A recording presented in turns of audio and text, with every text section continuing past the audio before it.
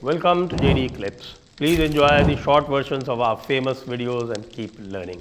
And don't forget to subscribe. Soviet union का जो एक प्लान था was to bring in communism. Now communism से होता क्या है, पैसे नहीं बनते एंड उससे फिर नाराजगी बनती है. मेन कंट्री ऑफ रशिया के अंदर actually quality of life was pretty good. ठीक है, उनके पास हॉस्पिटल एक्सेस था, there was 100% employment. They spent a lot of time and energy on creating atmosphere for people to grow, but controlled. ठीक है, mistake उन लोगों ने क्या करी है कम्युनिज्म ने कि हर चीज का एक स्टेट कंट्रोल होता है. नो स्टेट कंट्रोल के मतलब एक कोई बॉस होता है और वो उसके ऊपर होता है कि भाई वो कितना सीधा आदमी है. And power corrupts. आप शी जिनपिंग को देख लीजिए, जिस मर्जी को देख लीजिए, जो सिंगल पार्टी लीडर्स या सिंगल लीडर्स होते हैं उसके अंदर हमेशा करप्शन आती है, दिमाग का करप्शन आता है, because the arrogance goes to your head and then you start making mistakes. And that is exactly, अगर आप जो करंट डीप स्टेट जो एक वर्ल्ड स्ट्रक्चर को देख रहे हैं कि वो इतनी बेवकूफियां करता है, जब बाहर बैठे लोग देखते हैं कर क्या रहा है भाई ये, what is he doing, it does not make sense, right. Now एक जो शिफ्ट आया, जब एक डीप स्टेट थोड़ा सा हिला, जब लोगों ने बात करनी शुरू करी कि यार तुम कर क्या रहे हो, was after the fall of Soviet union. जब एक सिंगुलर पावर इमर्ज हुआ, अमेरिका, उसने बोला भाई अब तो कोई खड़ा हो मैं इसे तोड़ूंगा. उसका end of history. End of history. अपने बंदे इन्फिल्ट्रेट करे सोवियत यूनियन के अंदर भी. आज जो बड़े प्रो पुतिन लोग बात करते हैं, half of them were infiltrated inside Russia for a period called the rape of Russia. दूसरी चीज उन्होंने करी कि भाई जितनी भी पोटेंशियल बड़ी बड़ी पावर्स हैं उनके घर के बाहर एक आग जला दो, दरवाजा है उसके आगे एक आग जला दो, ये बाहर नहीं निकल पाएगा. तो आप जितनी बड़ी पावर्स देखो, भारत के आगे पाकिस्तान जला रखा है, पाकिस्तान के पीछे अफगानिस्तान जला रखा है, चाइना के आगे भारत को जला रखा है, चाइना के उस तरफ जापान को जला रखा है, रशिया के इस तरफ यूक्रेन को जला रखा है, रशिया के उस तरफ जापान को जला रखा है, साउथ कोरिया को जला रखा है, अंदर चेचनिया वगैरह तो है ही, अंदर वहां जले हुए हैं, middle east middle central Asia में उसको प्रॉब्लम है. सऊदी अरेबिया के आगे ईरान को जलाया हुआ है.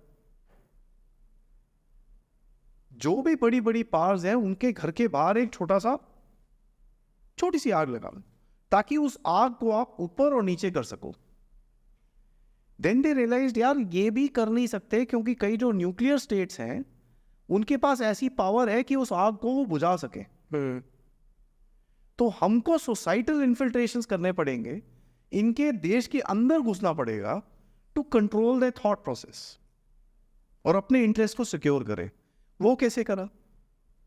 आपकी जो प्रेस्टिजियस ऑर्गेनाइजेशंस थी, जो एजुकेशनल ऑर्गेनाइजेशंस थी, क्या हार्वर्ड, स्टैनफोर्ड, ये वो, उसके अंदर इन्होंने ट्रेनिंग सिस्टम स्टार्ट करे. और जब भी आप देखते हो कि ये यहां से पढ़ के आया है, पक्का लेफ्टी होगा, because that is what they did. इन लोगों ने चोजन लोग उठाए दुनिया भर में से, उनको एजुकेट करा, उनको अपना एक नजरिया दिखाया और बोला कि साहब आप जो अपने कंट्री में कर रहे हो वो गलत है, ऐसे काम करते हैं. और इन लोगों को आपके देश के अंदर डाल के छोड़ा कि अब आप जाओ अपने देश में जाके इस चीज को फैलाओ, आंदोलन जीवी, हम आपको पैसे देंगे पीछे से. CIA का इसके अंदर बड़ा रोल रहा. लाइक मैं आपको एक एग्जांपल देता हूं भारत के बारे में, आप ये जान के थोड़ा शॉक हो जाएंगे. इंदिरा गांधी को निक्सन और ये लोग बड़ा हेट करते थे, उसको वो तो कॉल रिकॉर्ड्स भी बीच में लीक हुए. क्यों हेट करते थे इज अ बिग क्वेश्चन. क्योंकि 1971 में इंदिरा गांधी ने जाके साइन करी थी Sino Soviet friendship treaty, sorry Indo Soviet friendship treaty, जहां पर भारत और सोवियत यूनियन की दोस्ती होगी. यार ये क्या हुआ, ये तो गड़बड़ हो जाएगी, पूरा डिसबैलेंस हो जाता है हमारा. 73-74 में जेपी साहब को मैगसेसे अवार्ड मिलता है. पैसे दिए जाते हैं, आंदोलन क्रिएट किया जाता है इंदिरा गांधी को हटाने के लिए. उससे बचने के लिए इंदिरा गांधी ने इमरजेंसी लगाई, फेल हुई. ये लोग पावर में आए but JP movement did not work. क्योंकि वो पर्सनालिटी ड्रिवन बन गया rather than a nationalistic movement. वो जेपी का मूवमेंट हो गया, लेकिन उसके अंदर से कुछ इमर्ज हुआ which was the Jan Sangh and Bharatiya Janata party and all that. वो मूवमेंट में से निकला. यही चीज आपने रिपीट देखी 2010-11 में जब केजरीवाल का मूवमेंट चल रहा था. उसके बीच में से मोदी साहब वाइल्ड कार्ड एंट्री आए. और वो क्यों हुआ था? क्योंकि जो आपकी कांग्रेस की लीडरशिप थी वो जाके चाइना के साथ MOU साइन करके बैठ गई. उन्होंने बोला यार तुमको हमने इतना सब कुछ दिया, तुम वहाँ क्या जा रहे हो, हटो यहाँ से. सो दे क्रिएटेड समवन एल्स. उसकी प्रोफाइल बनाई, उसका NGO बनाया, उसको फंडिंग करी, उसको ये करा और उसको फील्ड में छोड़ा. अब तू चला. अब वो अलग चीज़ है कि इनकी जो चॉइस ऑफ मैन पावर है, HR पॉलिसी बहुत खराब है इनकी. ठीक है. एंड उसका एक रीज़न है. रीज़न ये है कि लेफ्टिस्ट की जो फ्लैप्स, उसका दिमाग खुलता नहीं है उसमें. He is not able to think beyond a certain horizon. उसको अपने जैसे लोग चाहिए जो उसके साथ वो काम करेगा, और वो फिर पॉपुलेशन छोटी हो जाती है. तो ये एक डीप स्टेट का तरीका है काम करने का. एंड ये तरीका अगर आप भी उस पावर में होते तो आप भी वही चीज़ कर रहे होते. Let me say that very clearly. इसमें कोई बुरी बात नहीं है. आप बोल सकते हो कि ये है वो है, आपने इतने बंदे मारे, इतने बंदे किसने नहीं मारे. Throughout history it's a history of bloodshed and wars, and that's how it is. War is peace is a time between two wars. Right. Simple.